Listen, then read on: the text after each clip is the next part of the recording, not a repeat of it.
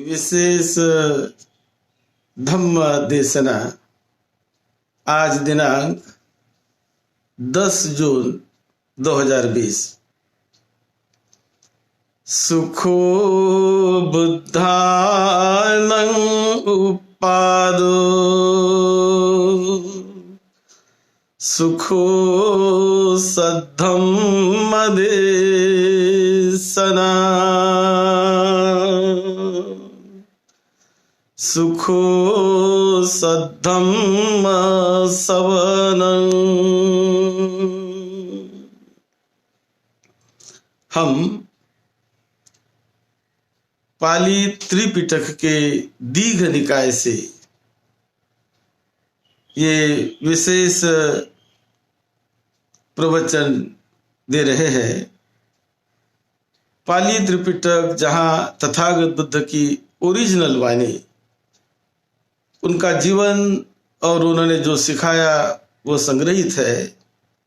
उसमें से दीघ निकाय पाली, वहाँ से लोहित सूत्र, इस पर आज हम चर्चा करेंगे। एक समय तथागत भगवान बुद्ध अपने 500 भिक्षुओं के साथ यात्रा करते हुए कौशल देश के सालवती नगर में गए थे। तब उस सालवती नगर का प्रमुख लोहित नाम का ब्राह्मण, वो राजा प्रसेनजीत द्वारा अनुदानित उनके आश्रय से उस नगर का प्रमुख भी था और प्रमुख ज्ञानी माना जाता था लोहित ब्राह्मण। वहाँ तथागत बुद्ध उस सालवती नगर में चले गए। जब उनको पता चला कि तथागत भगवान बुद्ध बहुत बड़े भिक्षु संघ के साथ सालवती नगर आए हैं, तो उन्हें बड़ी प्रसन्नता हुई और उन्होंने अपने दूत द्वारा, रोसिका नाम का दूत, उनको उन्होंने बुद्ध को निमंत्रण देने के लिए भेजा कि तथागत भगवान बुद्ध का हमें स्वागत करना है, आप उन्हें निमंत्रण देने के लिए जाइए और कल के भोजन के लिए हमारे यहाँ तथागत बुद्ध 500 भिक्षुओं के साथ, बड़े भिक्षु संघ के साथ पधारे। इस प्रकार का निमंत्रण इस लोहित ब्राह्मण ने बुद्ध को भेज दिया। बुद्ध ने उनका निमंत्रण स्वीकार कर लिया और दूसरे दिन वो सुबह भोजन के समय अपने भिक्षु संघ के साथ लोहित ब्राह्मण के घर में जाते हैं। लोहित ब्राह्मण ने बहुत आदर सत्कार करके भिक्षु संघ का स्वागत किया और स्वागत करने के बाद भोजन के समय बड़ा अच्छा परिणीत, अच्छा भोजन सभी भिक्षु संघों को, बुद्ध प्रमुख भिक्षु संघों को दिया। रास्ते में जाते समय लोहित ब्राह्मण का जो दूत था, उसने बुद्ध को बताया कि देखो ब्राह्मण, लोहित ब्राह्मण ऐसी ऐसी मिथ्या धारणा रखते हैं। वो ऐसी उनकी मिथ्या दृष्टि है कि अपना ज्ञान किसी को ना देना, जो अपना है वो किसी को ना देना, इस प्रकार की मिथ्या दृष्टि वो रखते हैं। ऐसा लोहित ब्राह्मण के बारे में बुद्ध को पहले बताया गया। तब भोजनोपरांत जब सब बैठ गए तो भगवान बुद्ध ने लोहित ब्राह्मण को पूछा, सच्चं कीरते लोहित एव रूपं पापकं दिट्ठिगतं उपन्नं इध समनो वा ब्राह्मणो वा कुशल धम्मं अधिगच्छेय कुशल धम्म अधि अधिगच्छन्त्वा अधिगत्वा न परोसंग आरोचेय कि ही परो परस करिष्यति। यानी हे लोहित ब्राह्मण, क्या आप में ऐसा विचार, ऐसी मान्यता निर्माण हो गई क्या कि कोई व्यक्ति जो ऊंचे प्रकार का ज्ञान हासिल करता है और ऊंचा ज्ञान हासिल करने के बाद उन्होंने वो किसी को नहीं बताना चाहिए, नहीं सिखाना चाहिए। किसी को बताकर क्या मिलने वाला है, क्या उससे लाभ होने वाला है। तो इस प्रकार की जो धारणा आपके मन में, ऐसी धारणा हुई है क्या? तो ऐसी जो दृष्टि है कि जो अपने पास है वो किसी को ना देना, देने से क्या लाभ, इस प्रकार का यदि विचार मन में निर्माण होता है तो उसे मिथ्या विचार करते हैं, वो सम्यक विचार नहीं हुआ। ये मिथ्या दृष्टि है, पाप दृष्टि है। कुशल कर्म, कुशल धर्म जान लेने के बाद उन्हें दूसरों को भी बताना चाहिए। दूसरों को बताने से वो लाभ होता है, लाभ होता है, हानि नहीं होती। इसीलिए इस दृष्टि को छोड़ना चाहिए और दूसरों को बताना चाहिए।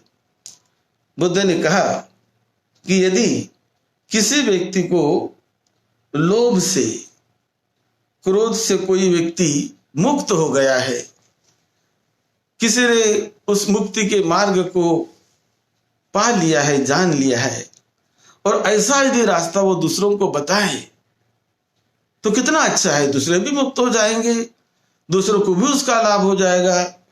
तो इस प्रकार ऐसा करने से, बताने से किसी की हानि नहीं होती, तो उसमें लाभ ही होता है, दूसरों का लाभ ही होता है।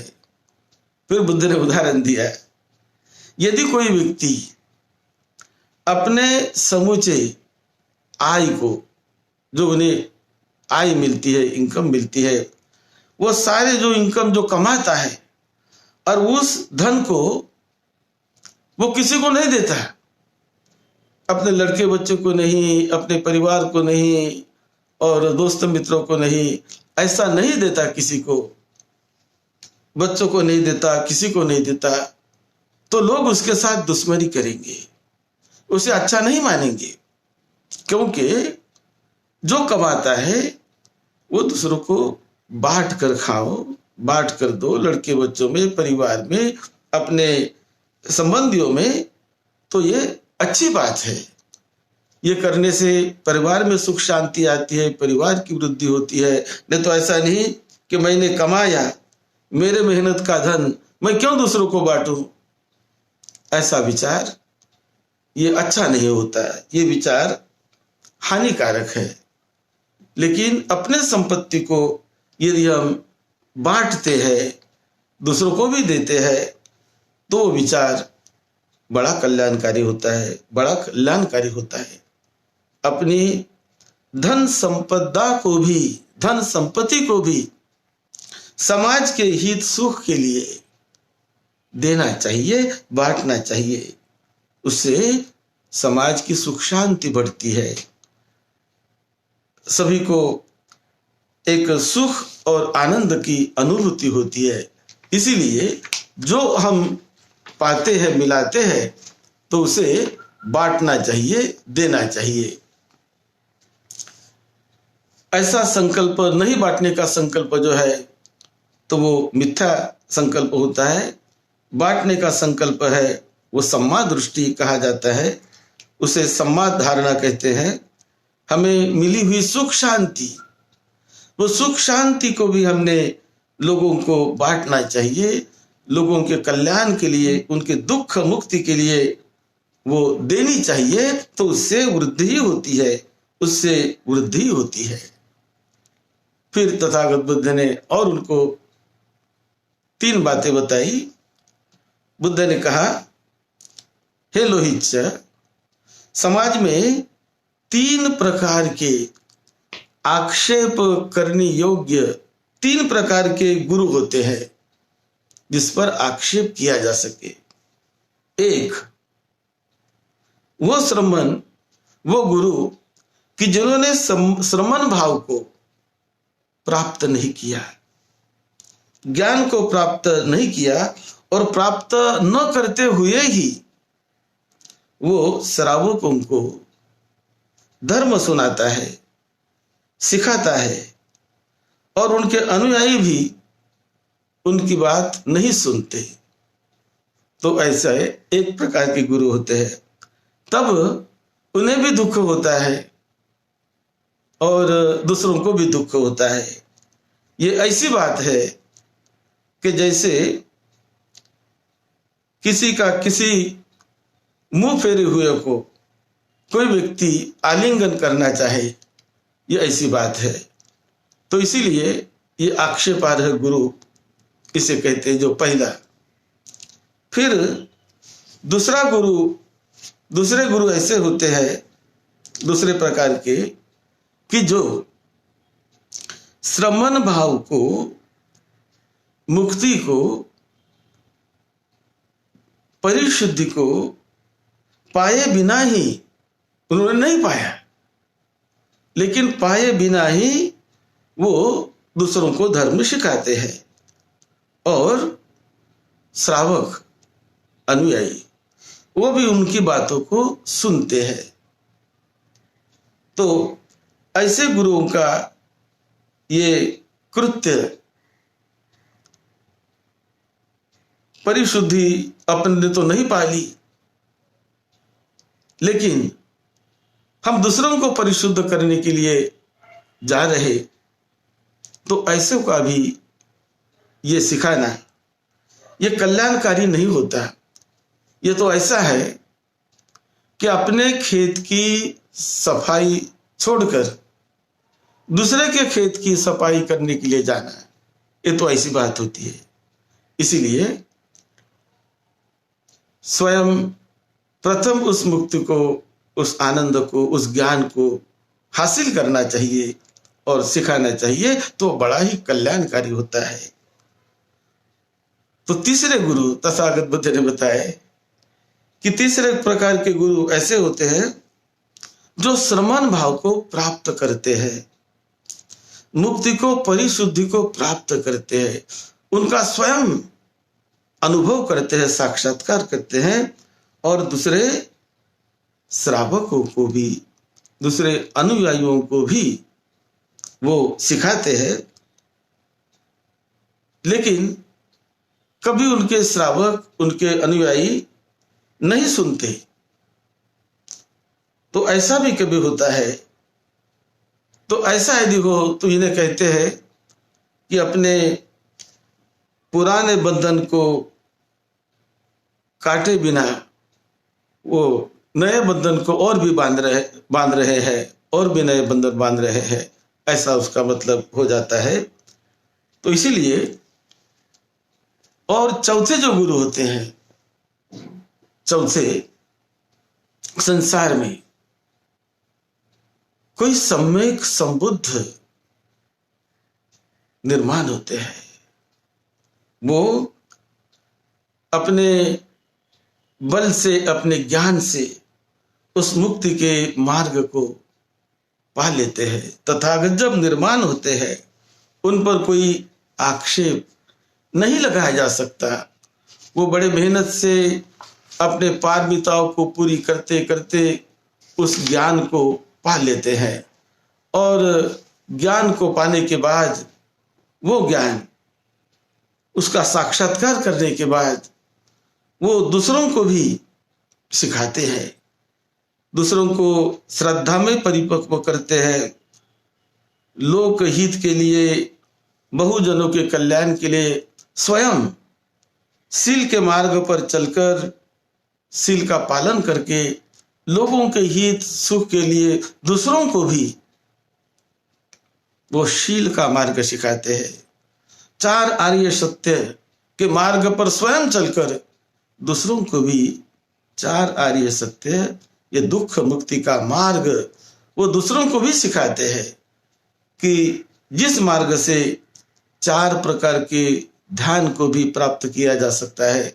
पहला ध्यान, दूसरा ध्यान, तीसरा, चौथा, ऐसे एक से बढ़कर एक ध्यान को प्राप्त करके वो विपश्यना मार्ग पर भी चलकर अपने चित्त को परिशुद्ध करते हैं, निर्मल करने का रास्ता दूसरों को बताते हैं और कामाश्रव, भवाश्रव, अविद्याश्रव ऐसे बंधनों से छूटने का वो सही रास्ता लोगों को दिखाते हैं, समझाते हैं, जिससे कि बहुजनों का लाभ होता है, बहुजनों का कल्याण होता है और एक समाज में बड़ा सुख, बड़ी शांति का वातावरण समाज में निर्माण होता है और वो परम निर्वाण का मार्ग सिखाते हैं।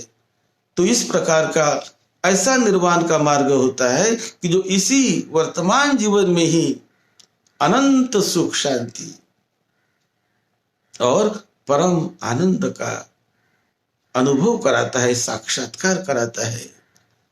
वो मृत्यु के बाद नहीं, ऐसा नहीं कि तुम यहां ऐसा करो और मृत्यु के बाद आपको साक्षात्कार होगा, मार्ग मिलेगा, ऐसा नहीं।